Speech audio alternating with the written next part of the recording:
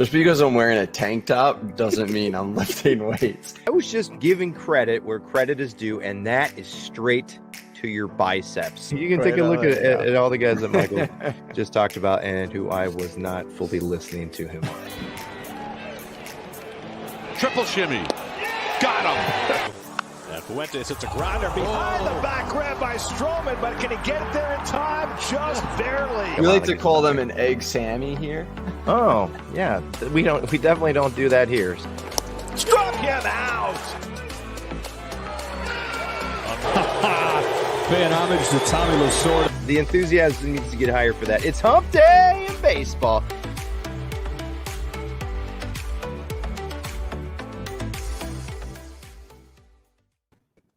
All right, welcome on in to the SP Streamer Podcast. Welcome back. We're a proud member of the Fantrax Podcast Network and FantraxHQ.com family. We are live here tonight to nobody but my mother, who will be coming on very shortly. You can join up with us on our YouTube channel or via our Twitch channel at SP Streamer. Make sure that you check that out. Get that going on for you. Doug Ishikawa here, alongside, as always, a man who dances better than a footloose Kevin. Do any of the moves that you did the other day for the Twitter audience that you had going on there? Do I want to do any right now? No. Yeah, I remember No, absolutely not. in our podcasting partnership where you told me that you have two left feet, and I got to tell you, the GIF that D Mendy did from the Triple Play Fantasy Baseball podcast is something that I hold near and dear. It's what I look at every night before I go to bed. And your dance moves rival a warehouse dancing Kevin Bacon. What do you have to say about that, Patrick Swayze? Yeah, okay. Very, very so good. Bad. You're bringing joy to everybody in the fantasy baseball community. Let's bring him on in. We've had longer introductions than that. It's Mr. Michael Simione at SP Streamer. Michael, how's it been going? It's been a long time since we talked. I apologize for that. I was vacationing and birthdaying it up. Yeah, you were enjoying life. Not bad. I was weirdly the other day, something came up in my brain, and I don't know if you remember it or if you even heard about it. Do you ever hear about this guy who would stand over the grates and like air would blow up and his like clothes would blow out? That's Marilyn Manson. No, not okay. Yeah, no, I'm sorry. Who is that? I know we didn't introduce Jenny yet, but Jenny, you could chime in on this. So you never heard of this guy? You never heard or seen this guy? Marilyn Monroe. Marilyn Monroe, I thought. Yeah, no, not Marilyn. Okay. What am I talking about? Marilyn Manson. Marilyn Monroe. But anyway, so this guy, right? So this is a Google Maps shot, and he became famous from it because he just likes to stand over grates. So people started posting pictures, and he does it all over Philadelphia. Oh, you never heard of this? No. No, it's so good though. For some Very reason, good. it popped up in my brain the other day, and I was like, I wonder if Doug's ever heard of that. I was like, so I got to ask him on the podcast, but I don't know. That was just a random thought by me right there. What? I don't know. What do you think? There was a whole Reddit thread about it. It was like really popular like years ago, and it was so fun. I thought it was hysterical. This guy just stands over these grates like throughout all of Philadelphia, and people always see him and take pictures of him. Well, now I have an activity to do anytime. Sorry about saying Marilyn Manson. Marilyn Monroe. I am old, and I learned about that on my birthday a few days ago. Thank you for the shout out there, Michael. That was very heartwarming. I shed a little bit of a tear, but let's not talk about us too much, because if we do, we're going to learn about more people standing over grates who are getting an error, and I don't know what you're talking about half the time. So let's bring in our guest tonight, and that is Miss Jenny Butler. She has been a top 3 in the NFBC leagues 9 times, including second in her main event league 2 years ago. This season, she is first in her main event league and 43rd overall. We are also, Jenny and I are also a part of the first season of GLARF, which is the Great Lakes Area Roto Fantasy League. We will get to that a little bit later. Not doing too well in that, either one of us, but she's one of the best fantasy baseball players out there for the high stakes league. Let's welcome her in. That's Miss Jenny Butler. How are you doing, Jenny? Welcome on in. Thanks for coming and taking a little bit of time with Michael Simione and myself. I'm good. I'm glad to be here. Thanks for having me. Can you do us all a favor and just tell the audience where we can follow you via the Twitter and where we can connect with some of what you've been doing out there? Sure. I'm Jenny Butler 830 on Twitter.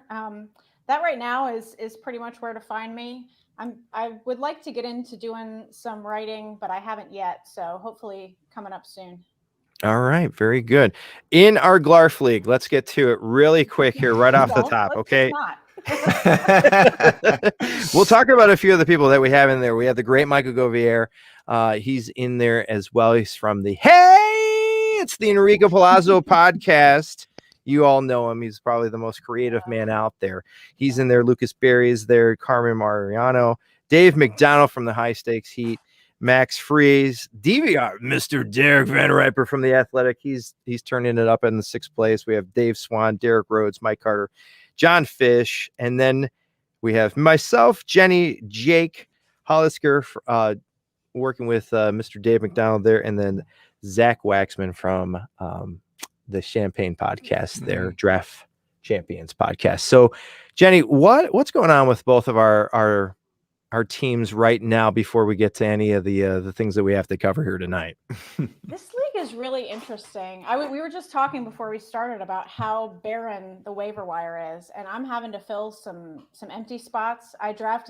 We had this draft pretty early, I think, and I drafted Eloy early on, so that was a quick out. I'm still holding him on that IL spot, hoping he comes back. But then I recently lost Glasnow and Flaherty, which was rough. And I don't know, that draft threw me a little bit. I mean, we were all sort of a little bit off from it being OBP and quality starts. And I sort of just drafted normal. And I felt like a lot of people were avoiding guys because of those subtle changes in the categories. And I just thought, I'm just going to draft like I got Eloy late. I got Jose Abreu kind of late. I just wasn't, I felt like people were falling to me because of that. And it hasn't worked out. I'm just doing so bad in quality starts. I don't really know how to fix that either. I mean, you can get guys, but like you pick up just random somebody who might give you a quality start and God knows what they could do to your ratios. So I'm just kind of, I don't quite know what to do. I had the first pick and I took Juan Soto, OBP, and I'm hoping he comes through the second half. And I think he will have a respectable finish, Yeah. Taking a look at it, my roster right now, I grabbed Carlos Carrasco very early on. He hasn't yet shown himself for the New York Mets there. And I also grabbed our friend from the podcast, Mr. Michael Lorenzen, who I will not give up on. I'm still pulling. Don't you dare drop him. Yeah, I'm not actually. I will let him know if you do. Yes, not allowed to drop him. So pitching's been a barren landscape. It's been a fun league. We've had a lot of these area leagues kind of start off. Michael, what are you in as well? I'm in the Turf League with Matt Williams, who's actually in this chat right now. And same thing. I mean, with all the IL spots and everything, it's so hard to find anything out there. I'm bad too. I mean, I was even worse. I was like absolutely last, and now I think I'm in 12th instead of 15th. Yeah. So not much better. That if you're listening to us tonight or you're listening to us on the podcast format, even some of the best industry minds here are struggling with all the injuries and the barren pitching landscape that we have. So just know that if you're not doing well right now, we're going to look to try to push you into that second half there as the All-Star break is looming here, seeing if we can make any improvements to any of our teams, because we're going to be talking about a lot of roto tonight, and we'll get to that right now by talking with Jenny. She's been playing in the NFBC, which is the high stakes leagues. It's one of my first times playing in it. I am not very good in it, but that is why we bring on the experts, and that's why we have Jenny here. So Jenny, really quick, just starting off the bat, as you approached the upcoming season, what was your overall strategy coming into it? What did you look at? I know that you said, like, when we talked about Glarf, that it was a little bit different because of the quality starts and a little bit of OBP, but what do you look like as you've been playing so many years in the high stakes league to kind of get your teams in motion? How do you want to prepare yourself for the upcoming season? I think for me, I try to focus on my own strengths, and I think my own strengths are more things in terms of like game theory and roster construction. I'm not personally somebody who takes a deep dive on all these players. I don't do what you guys do with the pitchers and stuff. I take opinions and numbers from a lot of sources that I trust, and then I try to construct the best roster from it. So this year I went into it with a plan of getting starting pitching, steals, and saves early. You know, those are the most scarce categories, the most scarce positions.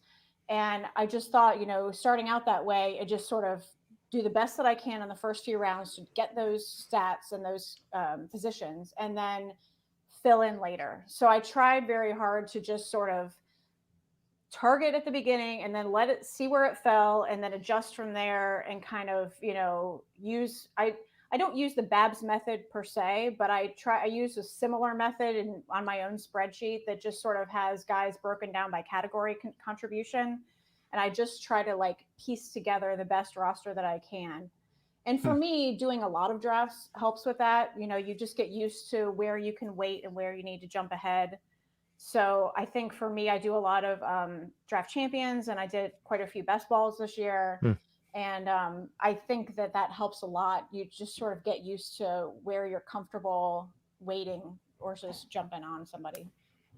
Do you prefer to wait, and because you do main events, so do you try and wait, I guess, as late as possible before you join them to see how other main event drafts are, like what those teams are doing or what those leagues are doing? Because obviously, like, draft champions is completely different than main event. I mean, you could get an overall idea and concept of where people are going, but like main event, as everyone knows, like pitchers get pushed way up, younger players are, like the trendy picks get, picked a lot earlier too. So do you try and wait later for main event drafts, or do you kind of maybe try and jump on them earlier and try and grab people who haven't really been, who are being drafted later than they should be?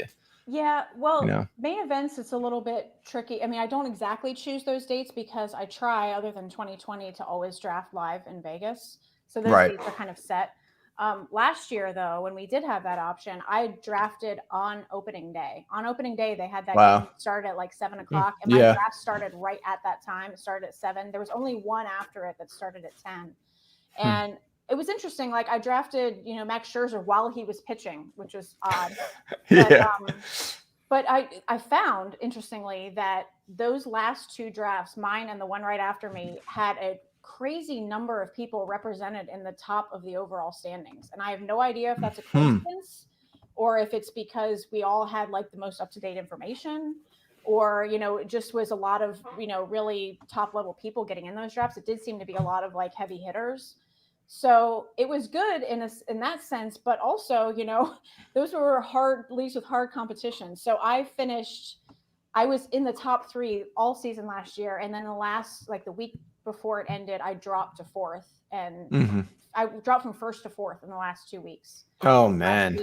And ended up like out of the money. And it was so frustrating. That happens a lot. I heard a lot of stories like that last season, especially because it was so short. So like people moved a ton. Big moves at the season. Yep. It was awful. I mean, I only did I decided to get into NFBC this year. I only did 50s because I wanted to see if my like process was actually like decent.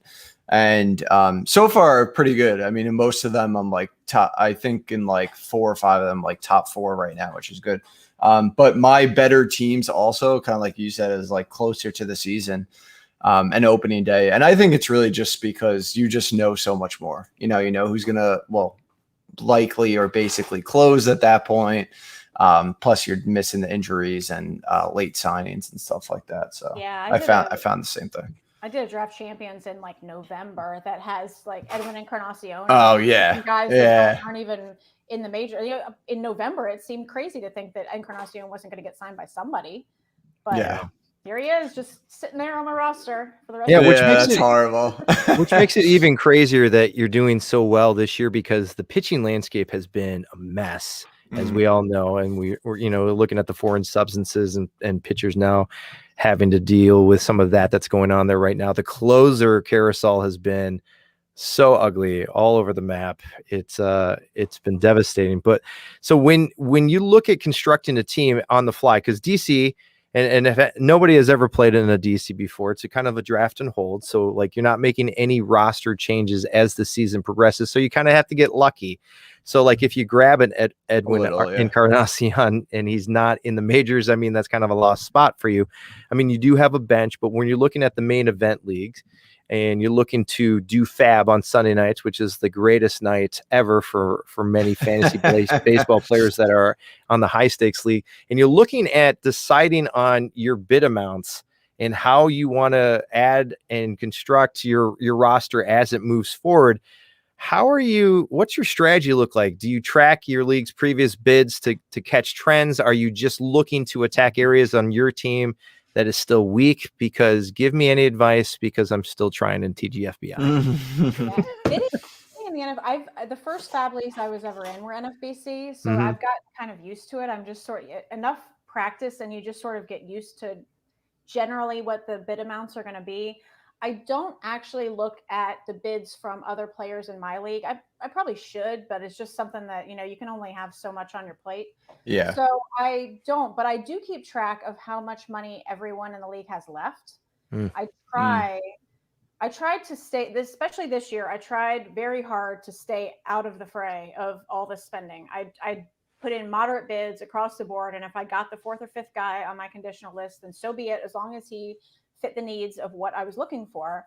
So I have tried to stay like in the top 3 in FAAB dollars left in all my leagues, which is I've got like $500-600 left in a lot of my leagues, which compared to a lot of people, I think is pretty good. But I look at what people have left when it gets down to, if somebody big comes up later this season and I've got money, I need, I look at what everybody has left more than anything else. But yeah, I just try. I'm somebody who goes to my team first and looks at my team needs first. Every Saturday I go through my teams and I put together my lineups for both Monday through Thursday and Friday through Sunday of the following week. I have just a spreadsheet with my team rosters on it, and I just look and I make a lineup for those 2 time periods, and then I look at where my needs are, and then I go to the free agent list. I mean, I have some notes that I keep during the week of big time guys that are going to be available that are just coming up or whatever that I should get bids in on, but otherwise I just try to fill my own team's needs. So something that I always wonder, and I've definitely asked other people too, because like I said, I did a couple of DCs this year, and I was wondering, like, at what point in the season do you start to attack categories specifically that you're like lacking in or you're close to, where you think you get a couple points on? So basically, like, my question is, at what point in the season do you tend to look at that stuff and really do it, instead of just going with a player that you think overall will give you like the best production? You know what I'm saying? Yeah, I think probably about now. Now. I mean, I think if you're in a real situation where, you're way behind or way ahead, it could have happened earlier than that. I have an auction league this year that I'm just so far ahead in stolen bases out of, like, I don't even know. I don't look at my roster. I'm kind of like, I don't know where that's coming from.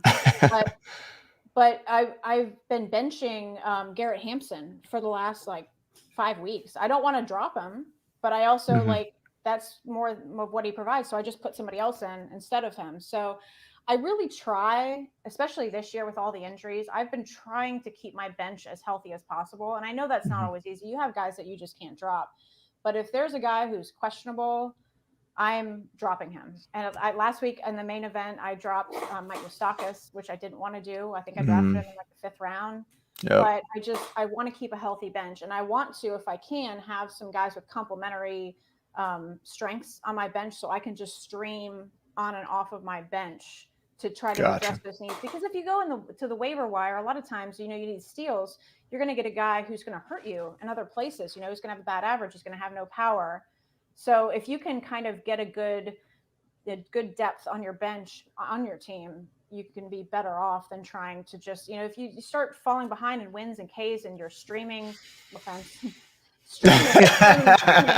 you could blow up your ratios, And so I try to keep the number of streaming spots on my teams to a minimum if I can, and just try to be very careful about where I'm choosing those things. and using something like a middle reliever, it can be helpful. If you need help with, your ratios, you can find a guy who's got really good ratios who, if they pitch enough innings, they may not really be hurting you in wins and Ks that much. These middle relievers are getting wins right and left this year. And, if they're pitching, 4 or 5 innings in a week, it's not that different than a starter these days. And you might be getting better ratios from it. Somewhere in the Fantrax HQ.com family, anytime that we mention Garrett Hampson, Eric Cross yes, sheds a small tear somewhere out there. Who would you say has been like your best FAAB pickup this year that you've been like, wow, I beat everybody else out there. My bid was better, and you've rostered them and you've said to yourself, yep, how's it going? I'm trying to think. Who is my best pickup? Oh, Taylor Ward? That's not a very good one. I don't know. I've gotten some decent catching. I haven't really picked up any significant closers. I've picked up this year, I got to say, more than ever. I've had the guys that I drafted, and then the rest of my roster is just churning. Like I haven't had, I've picked up like, the best guys I've picked up are like, the JP Crawfords, the Taylor Wards, the, guys like that. I picked up Dallas Keuchel a couple weeks ago. So kind of riding the hot hand as the, okay. And, matchups and things like that. Yeah. Cause we're going to talk a little bit right now about streaming. Although Jenny just threw shade at it, but that's all right. That's you're only on the podcast called SP Stream. But you know what? Let's start with hitters then, because that's more fun to do, and we don't really talk about the hitters too much. So, do you prefer to stream hitters or pitchers, or do you just go matchup based? You've talked about Taylor Ward coming in. He's been, he has been for a kind of a replacement outfielder come in there since Mike Trout went down and has offered some nice counting stats. You've talked about Dallas Keuchel as well for the Sox. Do you do either often, or do you kind of just look at where you are as the week to week process goes for you? Yeah, it depends. I mean, I kind of like what I said, what I do with FAAB is, when I set those lineups for the upcoming week and see where the holes are, if I've got somebody who's got, crappy matchups or playing few games Monday to Thursday, I'll specifically look on the waiver wire for somebody who's got strong matchups Monday through Thursday at the same position, things like that. So, like this week I picked up Kevin Newman in a bunch of leagues because he was one of the only halfway decent Pirates that was available. And he was going to Coors, things like that. I've been very picky with streaming pitchers as much as I can. The best league that I have, the main event league there, I have 5 solid starting pitchers and 2 good closers. So I really only need to switch out to, other than Stroman, who I didn't start this week. So this week I had to put in an extra one, but I've been very lucky that I've had huge health, and I drafted Giolito and Bueller. I went pocket aces. Like to me, going pocket, I do pocket aces a lot, and I've been doing it for several years, and it helps me to not have to stream so much. Yeah, because I've got 2 solid starters, and then this year I took Gaussman, I took Stroman, I stashed Framber Valdez, which is not even something I would normally do. But I got pretty lucky that I didn't have a ton of injuries, so I was able to hold on to him that whole time. So now I've got these solid 5 guys and 2 closers. So I only have to fill those 2 spots. And usually between the guys that I have on my bench, I can put in, I was able to bench, let's say Andrew Heaney tonight is starting and not doing well. So he's on my bench, which is lucky. A lot of people would have had to start him. But I mean, it's still, like I said on Twitter, I've got Cueto and Merrill Kelly starting instead of him, so it's TBD. I mean, those are terrible also, but yeah. I just try to minimize streaming pitchers as much as possible because it's so tough. So what you're saying is, as you listen to our podcast on the daily, you just turn to Michael's advice and you're like, yeah, no, I'm good. I'm good at where I'm at. I'll skip. I don't play DFS, and I really don't do any daily moves leagues, so I don't. Yeah. All the streaming decisions I have to make are made on Saturday, Sunday. Yeah, I don't make those decisions daily. But no, I do actually listen to a lot of those discussions because, it just helps me to pick out the, weed guys out. Because like I said at the beginning, I don't do a lot of in-depth, like digging into players on my own. So this is the kind of stuff I need to hear. I need to hear, when, Mueller is all of a sudden a starter, like, who is he? Yeah. Is he good? Like, I can go look at the surface stats, but that's not helping me. And I don't, Yeah. I look at the, Fangraphs page and the Savant page, but I don't have the same aptitude for that you guys do. So I just listen to everybody's opinion. And a lot of times you'll get differing opinions on somebody. And I just try to like listen to them both and come up with my own. Decide. And do the best I can. Yeah, that's really smart. I think one of the best things you've said so far too is that you go to sources that you know that you can rely on. Because I think that's what's good. Like there's so many different analysts now and so many different opinions. And I think it's just a matter of finding the ones you like the most and trust the most. And it's good that there's a lot that you could choose from nowadays too. So yeah, I think that's pretty important. I've heard a lot of people say that too, which is it's smart. I mean, whoever seems right the most to you, that's who you got to go with. During the long off season last year, I really tried to get into learning about pitchers and learning about pitches and trying to like be able to watch a pitcher and know what I'm seeing. But I've looked into it so much and I still just don't have a good handle for it. I can watch a pitch and I know what all the pitches are supposed to be, and I can watch a pitch and I don't know what that pitch was. I can't identify it.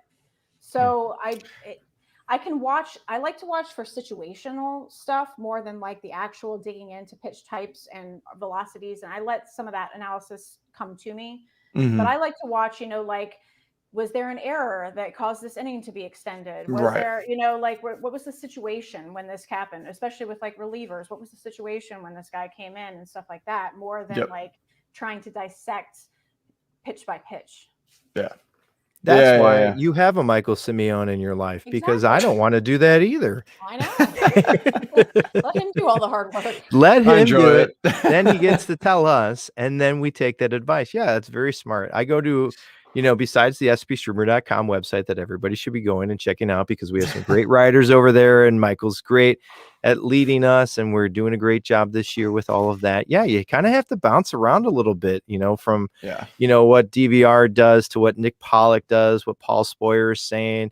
You kind of build as you're listening to more and more podcasts. And listen, during the COVID quarantine, there was a lot of podcasts that popped up with along the fantasy baseball landscape there, and you kind of had to pick and choose which ones you were going to listen to. So that's sound advice right there, to pick, and then also to kind of watch a little bit about what you're seeing, and then making your own opinions as well there as you put your teams together. Michael, do you want to ask the Vegas question? Because I'm excited about the Vegas question.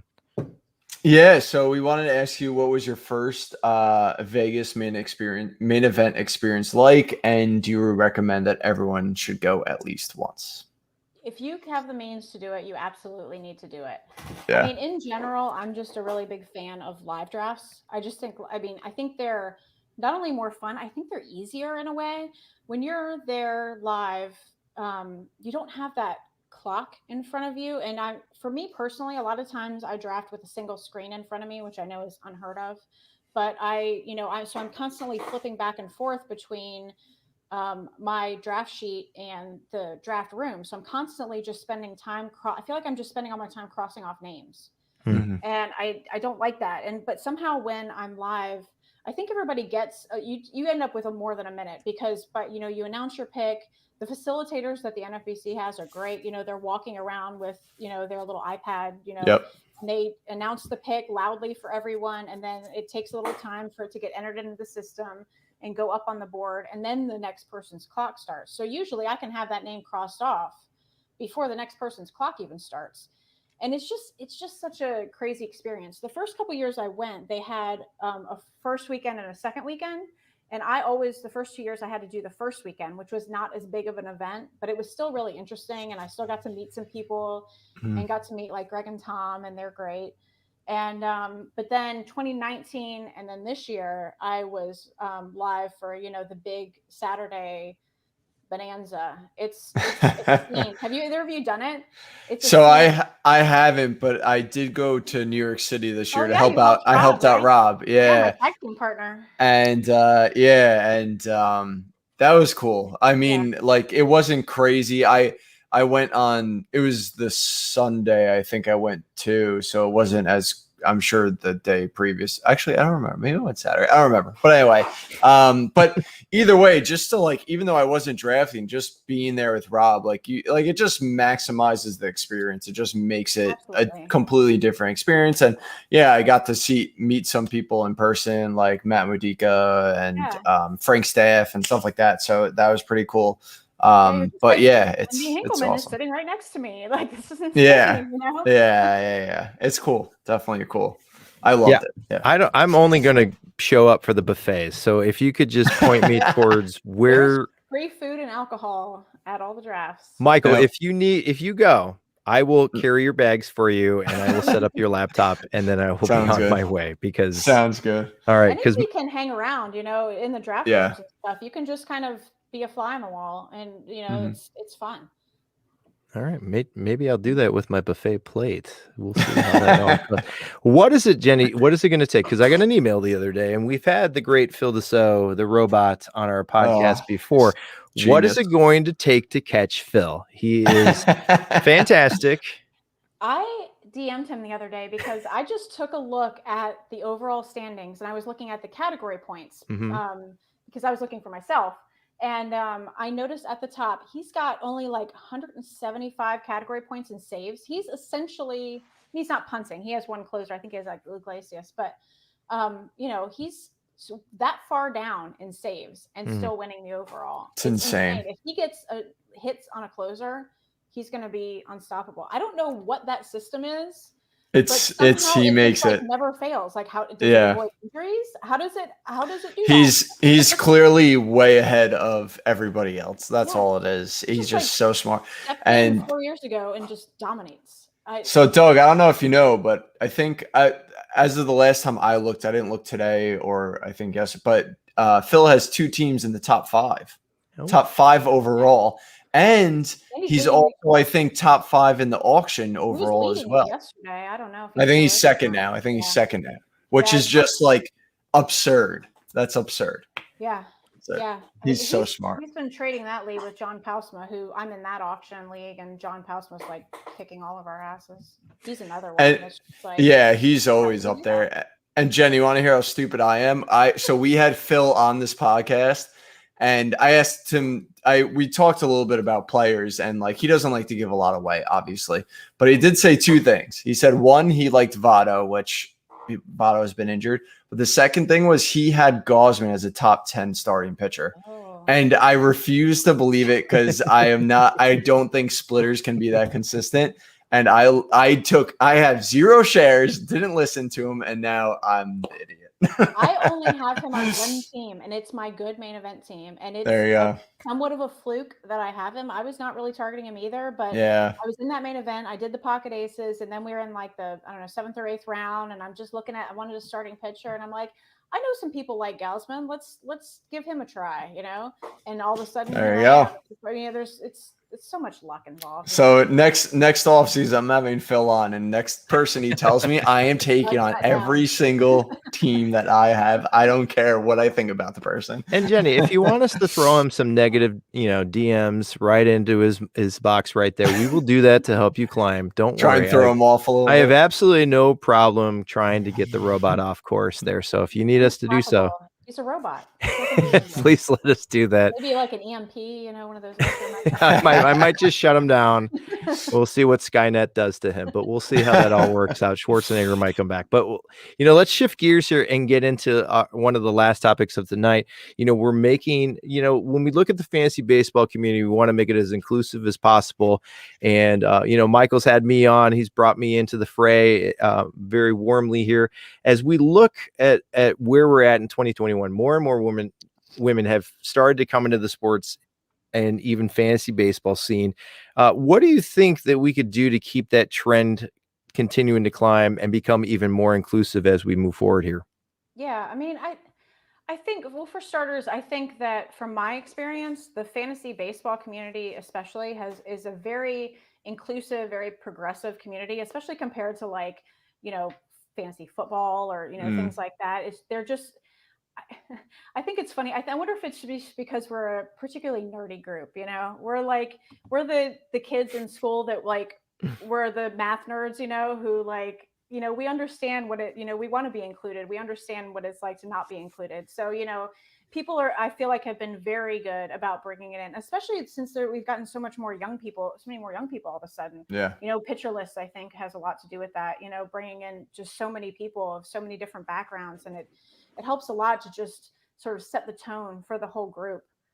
But, for me, I think that, it would be nice. I haven't had too many bad experiences, but I think that, it's good to not ever assume that a female player in your league doesn't know what she's doing or doesn't isn't in it for the right reasons or something like that. I was in many years ago, back in the old ESPN podcast days, the 06010 with Matthew Berry. I was in their they called it the Bands League, and I was in it one year, and it was because they were picking people based on email entries. And they read an entry from a girl who just had some random story about how she threw up at a concert or something. And they just put her in because they thought it was a funny story. And they had some other girl who they got a picture of her and they said, she's cute. And so they put her in. Mm-hmm. And I wrote in an email kind of angry saying there are people who are good players. What the hell is this? I wasn't trying to get in, but they were like, okay, you're in too. So I was in, and, stuff like that, and things gotcha.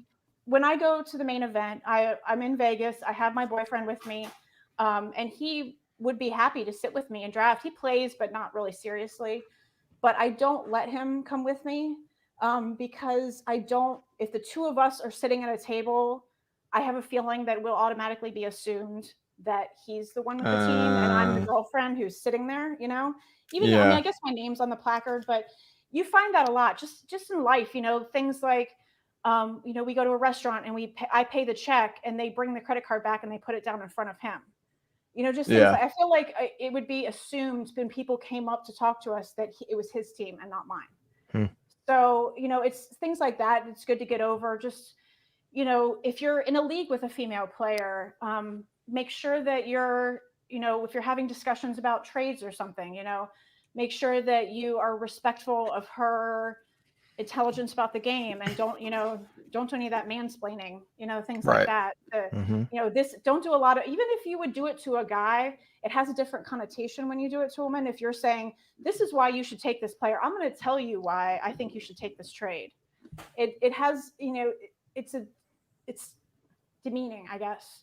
Mm-hmm. So, it just be careful with your words, be careful with, trying to make sure people feel included and that you see them there for, the player that they are and not just oh, there's this girl in the room at the draft. You must be somebody's girlfriend or whatever, Absolutely. And I think you're helping with that because clearly, your stuff, you're very competitive and I kind of feel like you're almost at the forefront of that, showing that, women know just as much as men. Just because you're a woman doesn't mean you don't know sports. And I do see other women on Twitter, say that where they'll be out at even just a bar talking sports and the guy mansplains to them and they start spitting out stats that the guy has no idea even what they're talking about. So that's happened to you. I was traveling for work in spring of 2019.